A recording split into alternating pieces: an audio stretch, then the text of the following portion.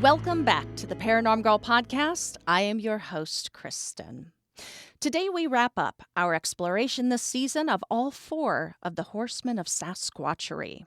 And I couldn't think of a better guest to help me do so, who also themselves has played an impactful role in the ongoing search for logical answers, truth, and science. She has helped to make numerous mysteries make sense for thousands of people with her chart-topping podcast and subsequent book series. I will introduce her following just a few announcements. April 26th, 27th, and 28th, if you live in or around the Tombstone area. Or you have plans to be there for any reason, really.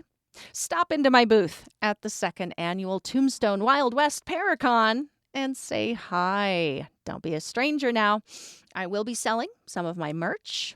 I've got some t-shirts, sweatshirts, and caps I'll be slinging. But I will also be offering a storytime booth to anyone willing to sit and chat with me. Tell me your story. Talk paranormal to me. Whatever spooky discussion or soliloquy your heart desires. I'm there for it. I absolutely cannot wait for this event, but seriously cannot wait to meet more of my paranormal brethren. This past Saturday, Beer, Booze, and Boogeymen went live with our 3rd episode, Spooky AI and Haunted Electronics. We also welcomed special guest Interscare Sleep onto the panel.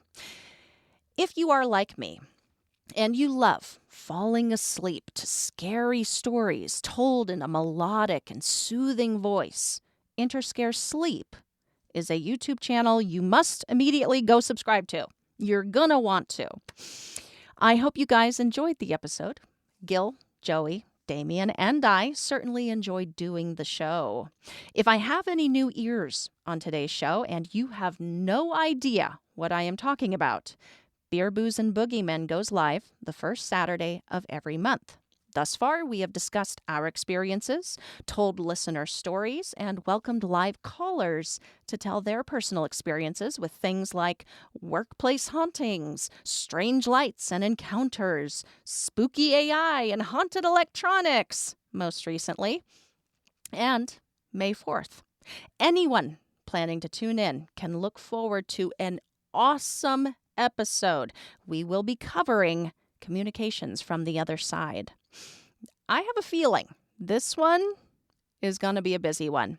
I know a lot of folks have these kinds of experiences. I know I do. So here are the deets for that upcoming program. The title for our 4th episode is Last Visit, Loved Ones Who Come Back for One More Goodbye. Now, this can include family, friends, and our sweet little fur babies. You can catch it live on the Paranorm Girl Pod YouTube channel, May 4th at 4:30 p.m. Pacific. You can submit your story early to be read or played if you choose to leave us a voice message at ghost.beer or call in during the live stream at 208-717-1611. That is all I have for announcements right now. Let's get into it. Today's very special guest is a seasoned journalist, editor, producer, and author. She spent a decade with NPR, is a founding partner of the multimedia company Foxtopus Inc., and is the host of the critically acclaimed podcast Wild Thing. Her show is an intelligent, funny, and incredibly thorough quest for answers that initially began with Sasquatch. And her quest for Sasquatch initially began with a surprise discovery that it kind of runs in the family. Please enjoy my conversation with Laura Krantz. My guest is Laura Krantz. I am so thrilled to have you here. Thank you so much, Laura. Well, thank you for having me on. It's it's been something I've really been looking forward to, just to get to talk to you. I in our previous emails I told you that I was going to dedicate an episode specifically to Grover. I live in Pullman, Washington. I don't know if I told you Okay. that before. I'm about a 5-minute walk from WSU. Nice. And yeah, there's not much of him there anymore. I originally thought there was a exhibit, like a Bigfoot exhibit. I was like, oh, I'm going to go up there and take a look. See, no, it's not there anymore. I think So, everything he had, I'm assuming the Bigfoot exhibit would have been related to his stuff, and everything he has mhm. is at the Smithsonian. So, yeah. Yeah, But there's a yeah. lot of Bigfoot in that part of the world. I went to school in Walla Walla, Okay, so just okay. down the road from you, and there's all kinds of reports and sightings and things that have been written about that part of the country. So, Oh, yeah, yeah. One of these days, somebody is gonna let me go on a Bigfoot, expedition with them, and I got Colville Forest just up north, I got the Blue Mountains just down south. It's bound to happen. yeah. Um, but, I'm so sorry. Let's get this started. So since you are new to my show, maybe not to my audience, but new to my show, new to some of my listeners, would you mind just giving us a brief introduction, to Laura Krantz? Yeah, well, your intro was pretty thorough as it was, but I've been a journalist now for closing in on almost 20 years. I worked at NPR for 10 years as a producer and an editor, kind of working on a variety of topics, but I was always most interested in sort of science and environmental topics.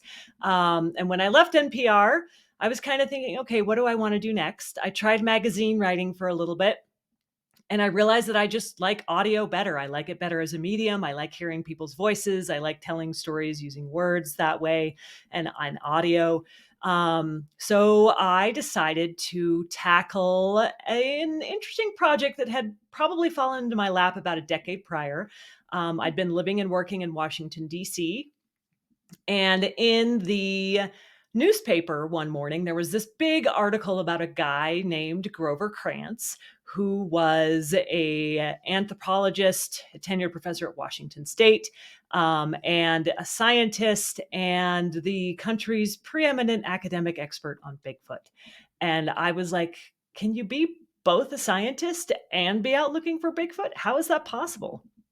And I sort of sat on this story for a while. The reason the article had been in the Washington Post is Grover had just donated his bones and the bones of his dogs to the Smithsonian, and they were going to be going on display as part of an exhibit about forensic anthropology. Um, so I actually got to go and meet Grover, if you will. I had not met him prior to that. But what was most interesting to me was like he was from the same area of the country as my grandfather's family, Salt Lake City. And after asking around, I found out that he was my grandfather's cousin, and he used to show up at the family picnics with calipers and measure people's heads. At one point, I guess my grandfather stole a skeleton hand for Grover from the anatomy lab at the University of Utah Medical School and Ooh, gave it to Grover because he knew he was so fascinated in this kind of stuff. So yeah. there's this rich family history. The guy's in the Smithsonian on display. He's a scientist. He's also into Bigfoot. There's all these little threads that I'd been sort of noodling on for years. And then I found out that Grover's fourth wife lived about half an hour away from me in Colorado. And I was like, okay, this is a sign. You need to go talk to this woman and do an interview and just see if there's anything there to do something bigger. And there was. Mhm, So mhm. no pun intended on the bigger part. There was something there. It's an interesting story about how this guy who is a scientist ends up searching for Bigfoot and making it basically like the rest of his life. So Mhm. that was a long-winded way of explaining how I fell into this world. No, no, I appreciate that. I didn't know that. So the discovery took place, you said a decade prior to starting, Yeah. the show. Wow. Why did you sit on it for so long? Well, part of it was because I had a job and Mhm. podcasting existed, but not really. Like it was in a really nascent form at that point. Hmm. I had a full-time job, and it was more of a story I'd heard, and it was kind of a fun one to trot out at cocktail parties and be like, "Ha ha ha! I know this guy, or I'm related to this guy who is on display in the Smithsonian, and he believed in Bigfoot." But it didn't.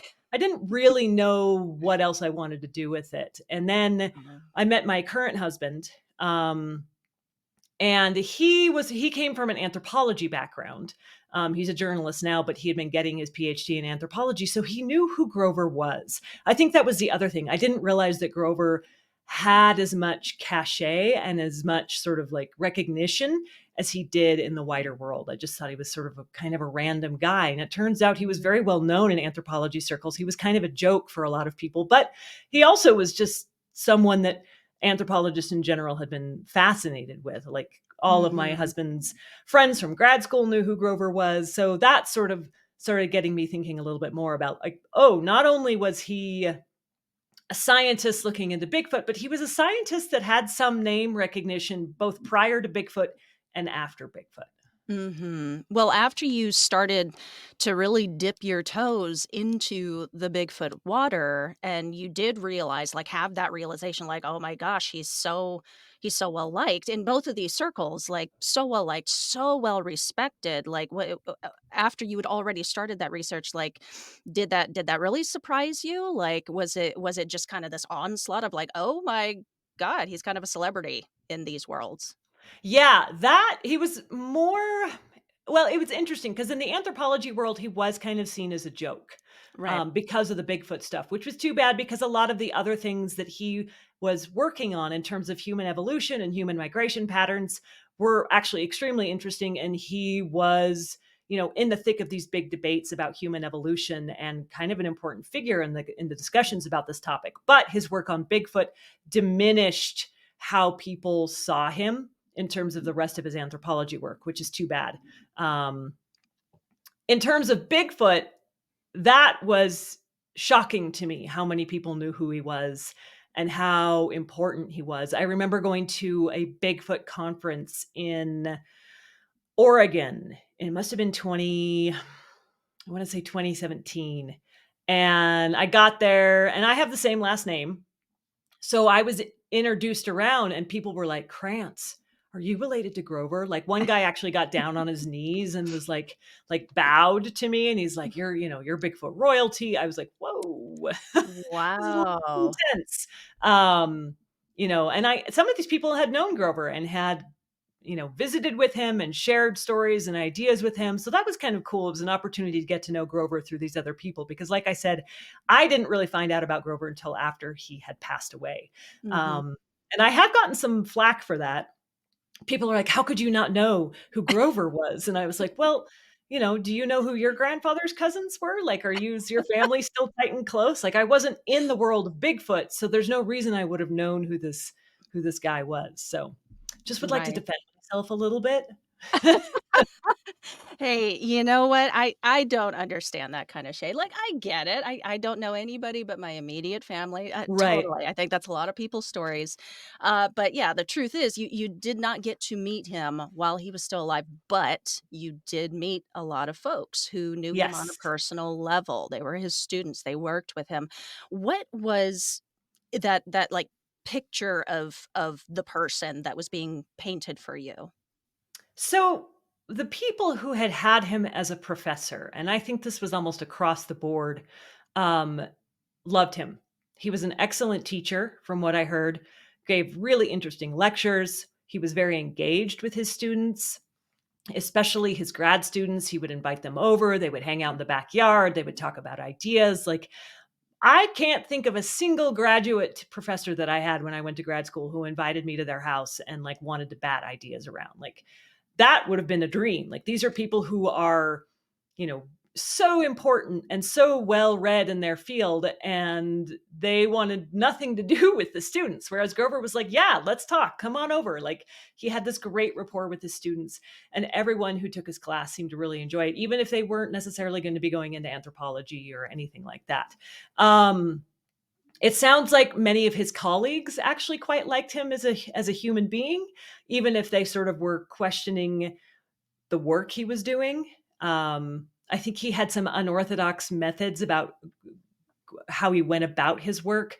There was one guy I talked to who said that at one point he was trying to figure out why some of the earlier hominins had like these sort of big, heavy brow ridges. And so Grover made one out of rubber or some sort of material and pasted it to his forehead and then walked around campus for like 2 weeks trying to discern why this particular feature might have been valuable. I mean, not a lot of professors are going to be doing that. Yeah. But I don't think Grover really gave a shit, pardon my French, about what other people thought of him, which is kind of admirable. So, and then all of the people in the Bigfoot world said that he was, he would listen, he was gracious. Um, he would be inundated by people's stories about Bigfoot and what they'd seen and what they heard. And some of those stories were more grounded in science than others. I think Grover, being a scientist, was very focused on thinking about this creature as being simply a primate or a human relative that had yet to be identified. Mhm. So when he would hear stories about, aliens have dropped Bigfoot off, or Bigfoot travels through dimensions, or that kind of stuff, I got the sense that he was kind of good at nodding politely, but like didn't necessarily like those stories. But he at least was gracious enough to sort of let people talk. Yeah, yeah. He just sounds just like just the coolest teacher. Like that's the teacher Hmm. you want. Yeah, I really wish I had gotten the chance to meet him. I was very, very young when he passed away. But well, let's get into a little bit of your journey into the information, just a little bit, and then we're going to talk about your show and your books. I was curious from the start, what were your opinions on the Bigfoot phenomenon, like before you ever started any of this, before you knew your relation? It was a myth. I mean, the hands down, like I didn't actually even really think about Bigfoot. I just thought it was kind of a joke. Where I grew up in Idaho, I think Bigfoot is more prevalent now, like in terms of something that people talk about. But like I went camping and hiking my whole childhood and like never heard a Bigfoot story my entire life. um, Harry and the Hendersons and the front page of the Weekly World News, if anyone remembers that. That's Oh, yeah. basically was my exposure to Bigfoot. So it was sort of like, it was just this big myth, lore, things that had been passed down for generations, but didn't actually exist. Okay. Okay. So you begin the book and season one of Wild Thing, walking into the nest sites on the Olympic Peninsula with Shane Corson. But I was wondering, I wanted to know, as somebody else who kind of entered into this subject, kind of the same as that, like, is it a myth? All I know is from that one movie, that one time, I'd never heard a personal story either. And it was hard to begin that research. So I was just wondering, like, where did you actually start this research? Because you were doing it for a while leading up to the actual release. Yes. So I did it about a year before the podcast came out, maybe a year and a half, because I was still working a job as I was doing some of this research too. So there's only so much time in the day. Right. But I really started with Grover because Grover fascinated me. It's like, again, I was really struck by the fact that this is a guy who was a scientist who was fairly well respected in his field, and then kind of is like, fuck it. I'm going to just like go into this Bigfoot thing and see where it takes me because someone has brought me a piece of evidence that I think is indicative of the fact that Bigfoot is real. Um, and that, and then he continued to chase that for, let's see, that was in the 70s. He chased that for 30 more years. That's a big chunk of your life. And he was pretty sure that Bigfoot existed, but he wasn't convinced. He hadn't gotten this kind of evidence, the scientific evidence that would prove to him that Bigfoot is real. And I think many scientists might have been like, yeah, it's been 30 years. I don't think it's out there. And he was sort of like continuing to look and continuing to search for this thing. So it was sort of, there was like two halves of him, this very scientifically driven half, and then this other part of him that was like, well, what if? And I think what resonated with me is I think that's inside a lot of us. Like we come at things from a very rational perspective and we're like, it's unlikely that this is happening, but what if?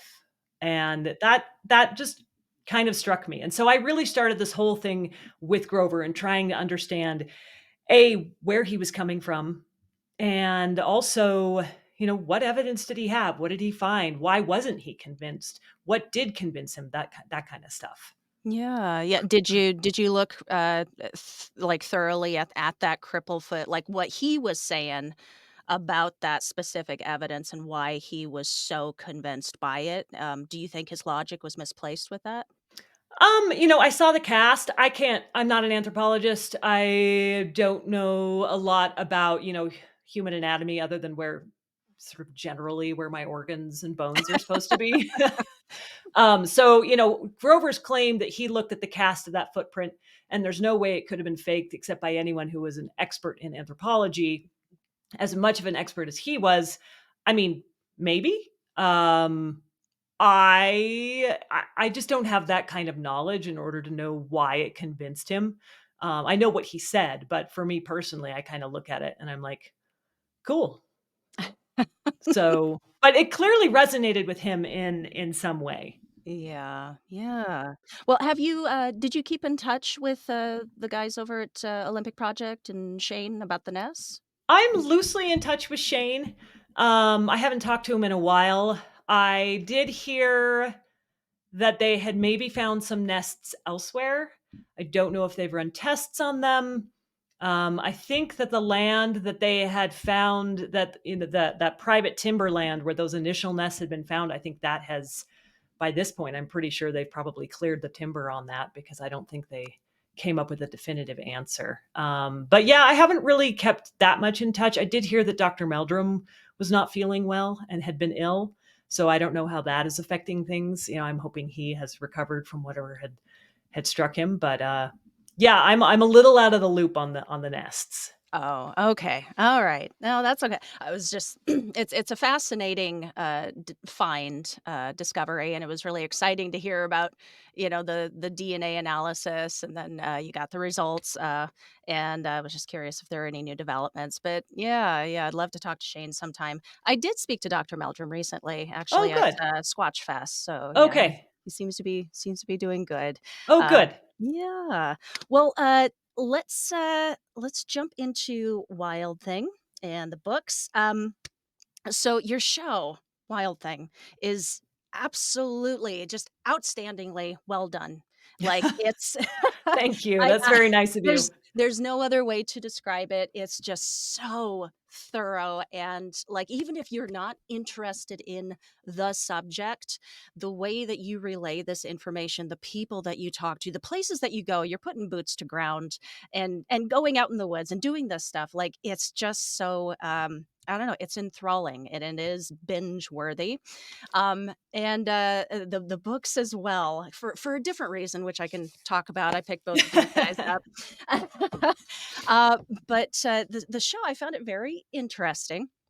I have not met a lot of other folks who do it the way that you do, where you are covering very, very deeply one subject per season. I Mhm. think it's a really novel approach. I like to think I do that too, just not as well as you do. Um, but I was wondering, as someone else who attempts to do that, like at the beginning of all of this, in those early days, did you always intend to do like a serial podcast like this, going from subject to subject, season to season, or was Bigfoot only ever supposed to be a one-off? Yeah, that's a great question. I didn't know. This was the sort of thing where it's like I kind of went out on a limb and I did this project and I had the technical skills because of having worked at NPR for so long. Mhm. I knew how to put something like this together, but I had no idea how it was going to do. For all I know, it would have been like my mom and maybe 2 cousins who listened to the thing and, it never would have gone anywhere. But for whatever reason, it seemed to really resonate with people. It got to like number 7 on Apple's charts at one point, which was unbelievable. I just was sort of, my jaw just sort of dropped when that happened. But people really liked it. And then I was like, okay, well, let's do another season. And as a journalist, I've always done sort of like general news. Like, one day you're working on foreign policy, the next day you're working on science, the next day you're working on, some big pop culture thing. So I'd always bounce from topic to topic. And that's part of the reason that I'd gotten into journalism, is because I like focusing on something for a little bit and then moving on to the next thing. So I think a lot of people were like, oh, well, you're going to do a second season on Bigfoot, right? And I was like, no, I enjoyed it for the time that I was in it, and then I was ready to kind of move on to something else. But, Mhm. yeah, I liked putting it together. I liked the puzzle of figuring out how do you tackle a big topic and shape it in a way where people can get something out of the story, but it's not an overwhelming amount of information. It sort of gives them, it's like a 101. It's a general overview and it gives them jumping off points to go and explore what interests them most. And so I just wanted to do that again with a different topic for season 2. Yeah, well, and that's I'm glad that you said that because you did jump from topic to topic. You jumped from Bigfoot Mhm. to extraterrestrial life, origins of life, which was fascinating to read about. Mhm. Wasn't expecting that, and then you jumped to nuclear power and atomic Yeah. energy. What's the inspiration behind the second season? That one was a little bit of a stretch, but again, it sort of comes down to like what myths do we have about science and what is actually happening with science. And these Oh. sort of tensions we have about things that have captured our imagination or that we're scared of or that we're horrified by. Mm. Just overall like a fascination of some sort or another. And how does that match up that with what's actually happening in the science? The nuclear one came about because I grew up in a town called Idaho Falls, and about 45 miles from that is something known as the Idaho National Laboratory. But back in the 1940s and 1950s, it was the Nuclear Research Testing Station. This is where they were building all the sort of prototypes for different types of nuclear reactors, and then they were just kind of seeing what happened. Our We had a very limited experience with nuclear energy. We'd only figured out how to sort of capture it starting in the 1930s. Then you get the 1940s, and we're using that for war, the Manhattan Project, essentially. And so we see the kind of devastation that it lays out during the bombing of Japan, Nagasaki and Hiroshima. And then there's this question of like, okay, we've seen what kind of destruction we can do with this energy. Can we do anything good with it? And can we sustain a nuclear reaction and control it in such a way that we can have this endless supply of power? So this is what they're trying to do out at the Idaho National Laboratory, but we don't really know what we're doing. They're blowing reactors up just to see what happens. They're sometimes blowing them up accidentally. We don't have a good sense yet of like what radiation poisoning is or how much actually affects us physically. There was just a lot of open-ended question. It was very, very Wild West. And so in 1961, January 3rd, a reactor blows up and it kills 3 men, and it is still the deadliest nuclear reactor accident in American history. And I never heard about it once as a kid, even though I grew up in this area, even though my dad was in high school at the time in this area when this happened. Like, it was one of those things that happened and everyone's like, "Well, them's the breaks," and then just sort of like moved on.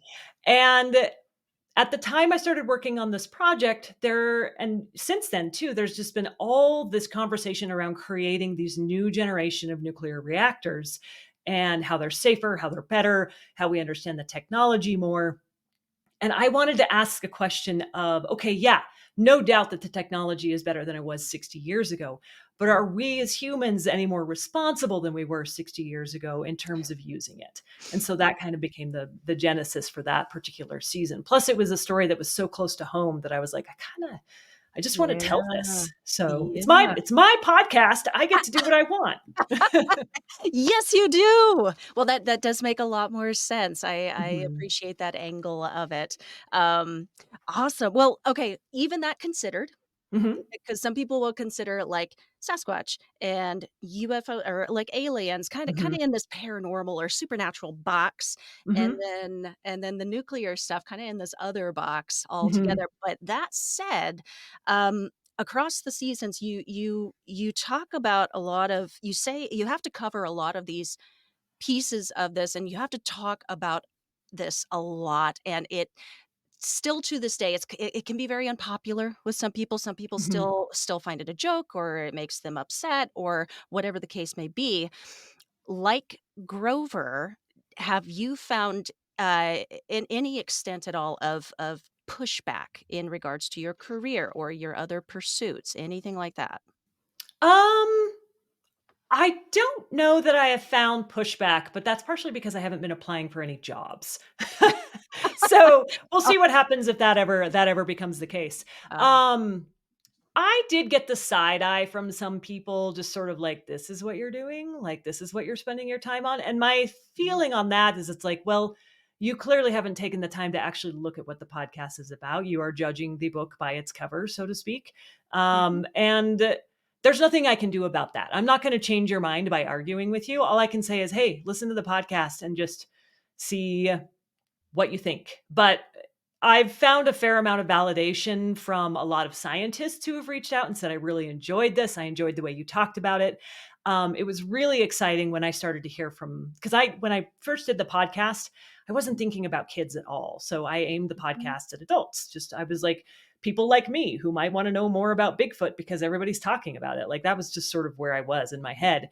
But then I started to hear from parents who were listening with their kids. I started to hear from teachers who were using the elements of the podcast in their classroom to talk about evidence and DNA analysis and the scientific method and things like that. And I realized that, Mhm. A, I had missed an audience entirely, the children, and B, you know, I was communicating information to people that was useful to them, that helped them Mhm. understand science as a whole, like the bigger picture of science and how science works and how we think about things. And I kind of stopped caring what the negative Nancy's were saying to me. I mean, Yeah. if you there's nothing I can do about them, which isn't to say that I still don't get, a little twinge of pain in my heart when I see a nasty review or someone's like, Oh. that's dumb. Why? You're not really a journalist if you're reporting on Bigfoot, but whatever. Oh, that's just like, calling, Grover not really a scientist for looking at well, no, actually, Right. it's the most scientific thing you can do. I think it's great journalism to look at it, and you were very just so fair and balanced. Like you said, people just really need to check it out to actually know what it is, what's in Yeah. there. Yeah.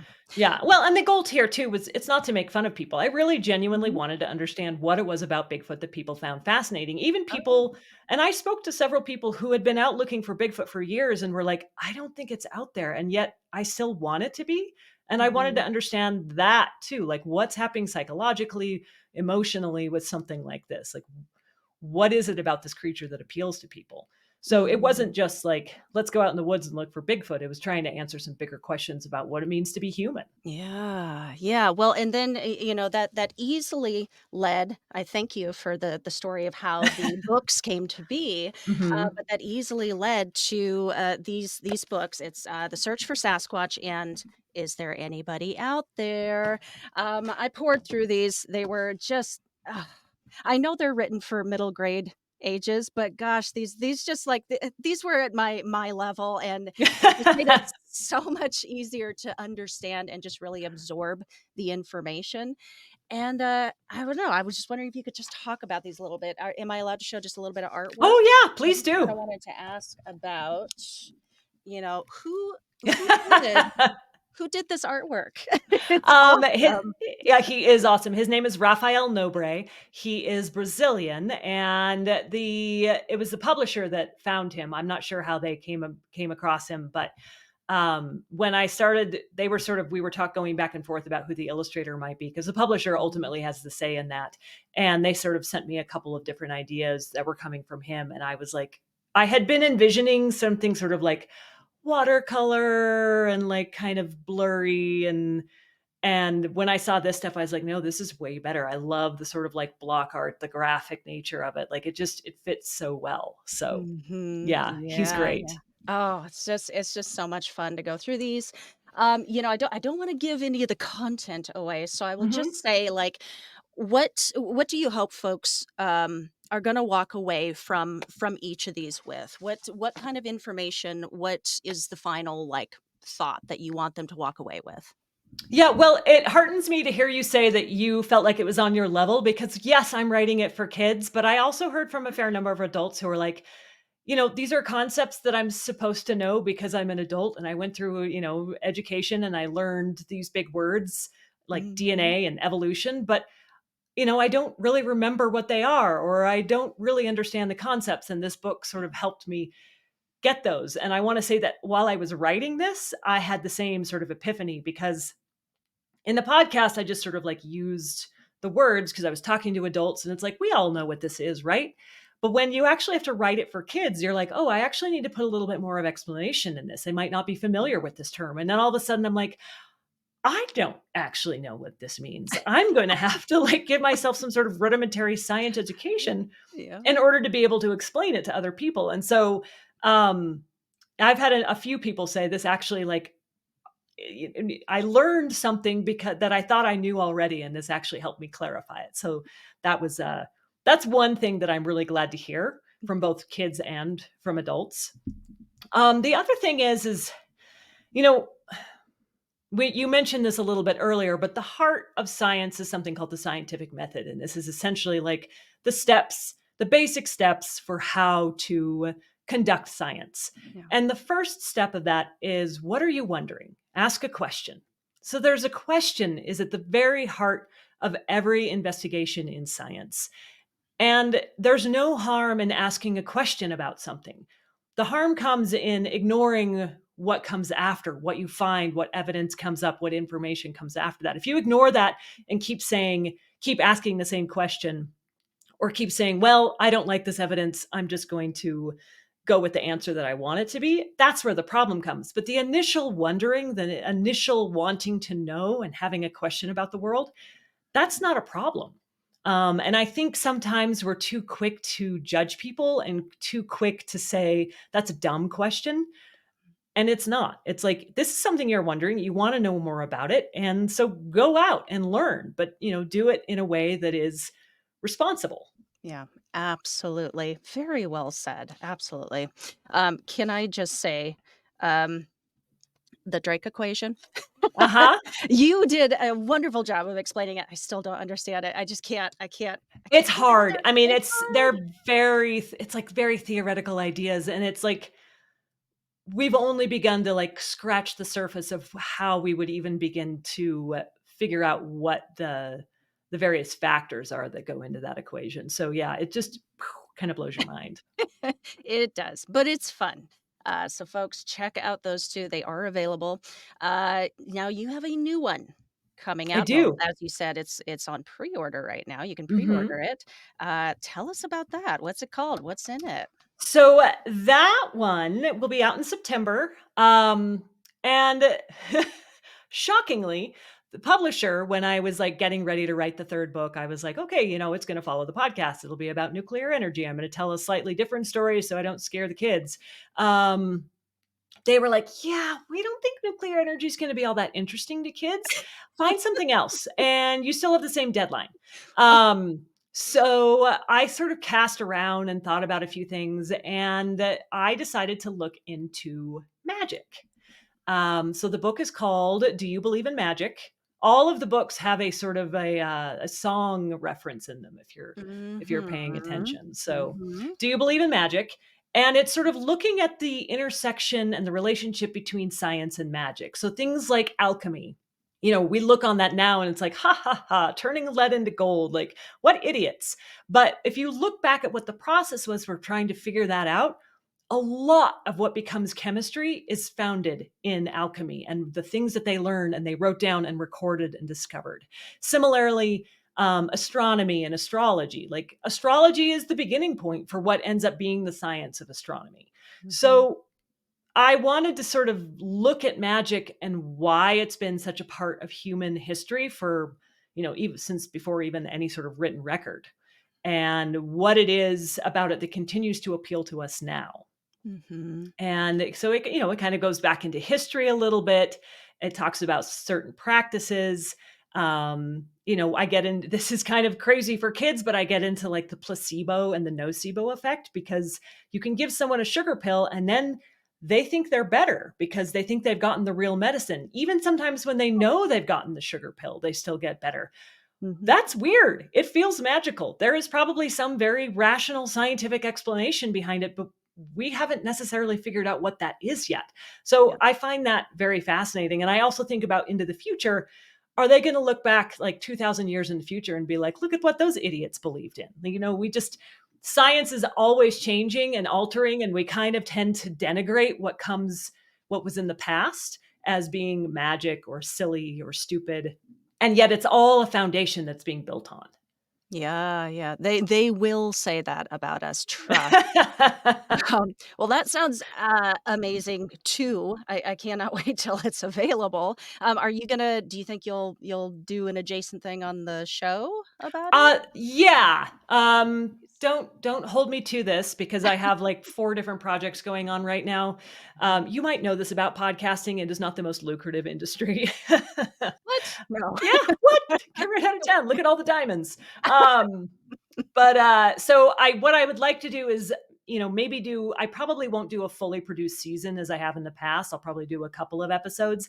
But then what I'd like to do is take some of the interviews I did, because when I was doing the book, I interviewed everyone as though I was doing the podcast, just in case. So what I might do is a couple of slightly more produced episodes, and then provide some of the interviews as like a companion to the book, the adult companion to the book.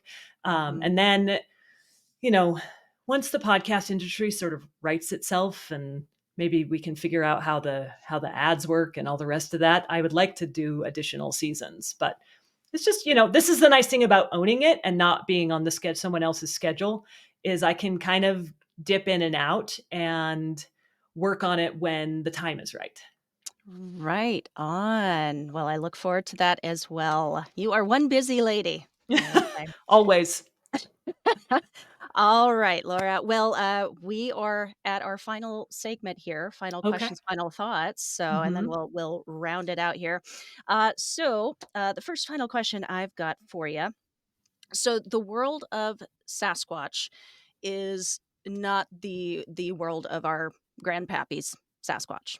Okay, it's grown so much, it's become so commercialized, there's television shows, there's just so many people involved now, openly involved. It's very, Hmm. very different.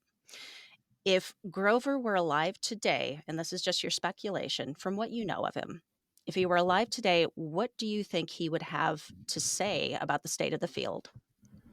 Yeah, that is a good question. I actually have wondered this a few times. He gave a talk back in the 80s, where he said, I do not find any romance in the Sasquatch question. Like, there's no, like, I'm not in love with Bigfoot. I just want to find an answer. And move on and get back to, the real work that I've been doing. Now, he said this in the 80s, and he was still doing this stuff 20 years later. So methinks the lady doth protest a bit too much. Um, I wonder, because there still isn't the kind of evidence that has convinced scientists that Bigfoot is out there. And I think Grover would still be on that page where he's like, look, we need a body, we need a big piece of a body.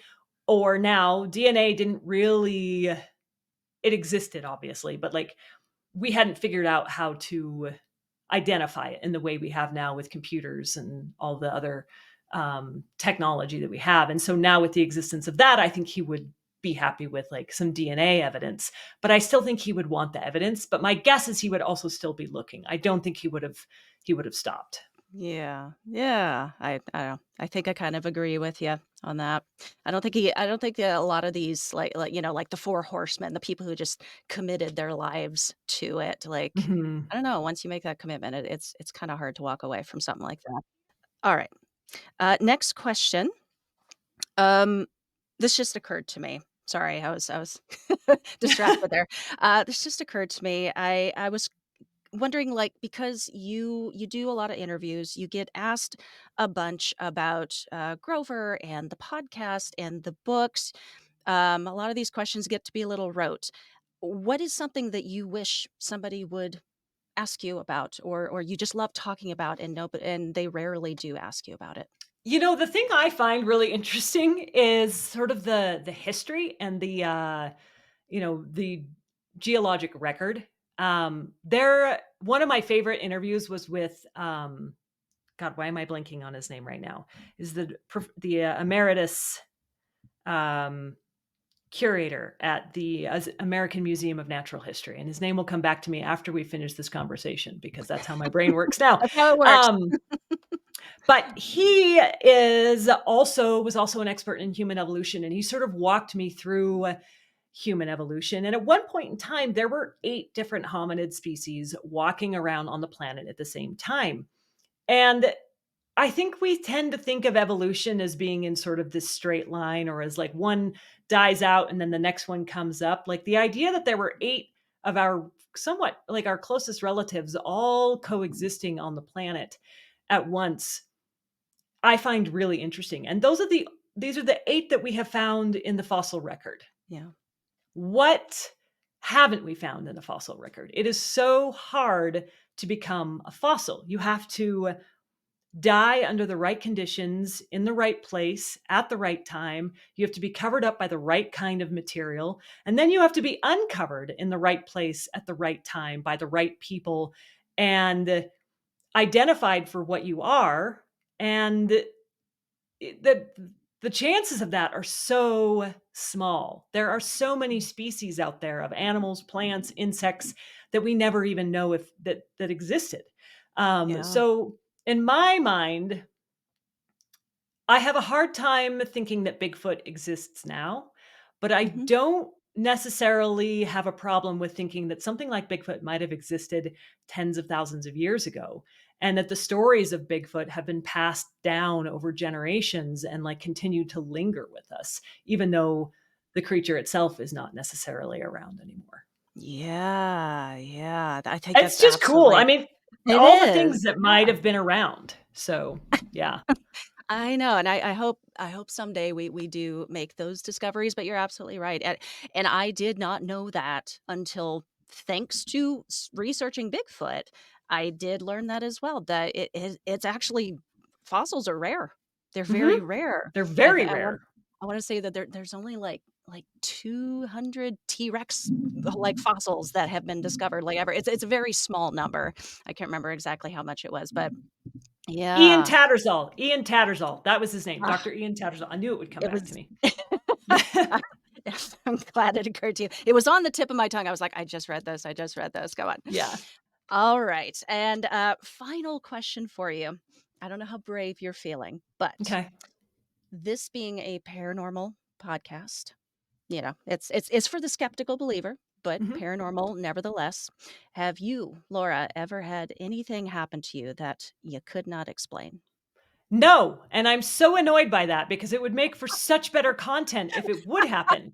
Like, I've gone on Bigfoot expeditions and, like, I go with all these people who have had, like, crazy experiences, and we sleep peacefully through the night. I have gone to Roswell and the UFO watchtower and camped Mhm. out where people have had UFO sightings. And, like, the creepiest thing I saw was Starlink, which, to be fair, is pretty fucking creepy. It is. Like a line of, like, little blinking dots going across the sky. If you haven't seen it Mhm. before, even if you know what it is, you're still like, "Whoa." And if you didn't know what it was, I could see why you'd be like, "UFO." Um, yeah, I'm a little disappointed. I just Oh, gotta I'm say. sorry.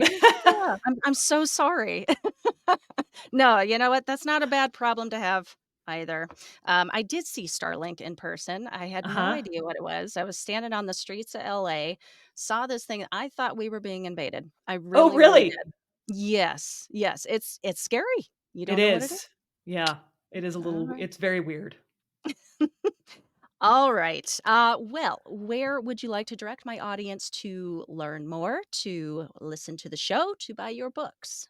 Oh, awesome. Okay. So wildthingpodcast.com has all the information about the podcast on it, about all 3 seasons, and you can get more information about each episode there.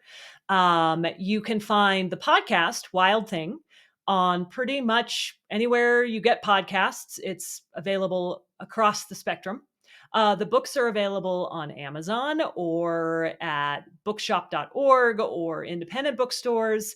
Again, widely available. The first one is called The Search for Sasquatch. The second one is called Is There Anybody Out There? And then the third one that'll be out in September is called Do You Believe in Magic? And that one is available for pre order right now. Awesome. And to close us out, would you like to leave my audience with any final thoughts, words of wisdom, or a piece of advice? My final piece of advice is if someone is asking a question and they're genuinely interested in knowing the answer, don't make fun of them. Encourage them to go out and look for answers and see what they can come up with. Maybe help them figure out where to get the right information from if you're working with kids. But let them be questioning. Let them wonder about the world around them, because I think all too quickly we become adults and we stop wondering. We already think we know everything. We think we've made up our minds. And that sense of wonder and fascination with the world is so important to creativity, to discovery, to learning about ourselves, to learning about others. So that is my advice. Journalist, podcaster, author, Laura Krantz, thank you so much for joining me. Thank you for having me on. This was great. My humble and sincere thanks to Laura Krantz for appearing on the show. I know a lot of my Squatcher audience out there has already enjoyed listening to Laura's podcast, but if Wild Thing has somehow evaded your pod radar, do yourself the favor and go catch it. Just start at the beginning and you will quickly understand why her show is critically acclaimed and why her adjacent book series is so popular. And learn more about my guest at the links I have provided in the show notes. Please follow the Paranorm Girl podcast on social at Paranorm Girl Pod. You would also be doing me a solid by finding at Paranorm Girl Pod over on YouTube, subscribing, and clicking the notification bell. I do air a visual version of most of these episodes over there every week, so if that is more your speed, join me on YouTube, you guys. That is also how you will be notified whenever I and my co-hosts go live on Beer, Booze, and Boogeymen. As an added incentive, in addition to the great content, once we hit 500, I'm going to do a big giveaway for anyone who has subbed to the channel. That is a wrap for today, but I will see you guys next week. Stay safe, keep the nightlight on, and sleep with one eye open.